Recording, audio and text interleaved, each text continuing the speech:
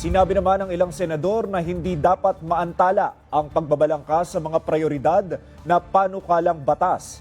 Ito ay kahit pa naghahanda na ang ilang senador para sa impeachment trial. Nakatutok si Daniel Manalastas. Habang gumugulong ang talakayan sa impeachment sa Kamara, ang ilang senador nag-uumpisa na rin maghanda, kabilang si Senador Erwin Tulfo na nagre-review na ng mga nakalipas na proseso, tulad noong panahon ni dating Supreme Court Chief Justice Renato Corona at dating Pangulong Joseph Estrada.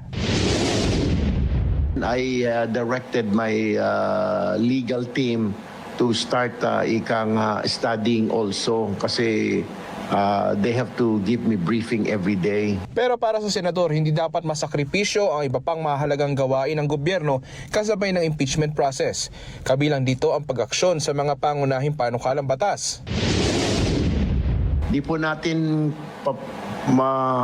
hahayaan lang na puro impeachment trial lang po tayo. Marami po tayong problema, lalo na po nasa krisis tayo. Naunang tinabla ni Senate President Pro Tempore Ping Lacson ang posibilidad na banta sa liderato sa Senado. Ngayong may posibilidad ng impeachment trial. Una na niyang iginiit na ang majority block ay solid dahil maayos ang pamumuno ni Senate President Tito Soto. Daniel Manalastas, IBC News.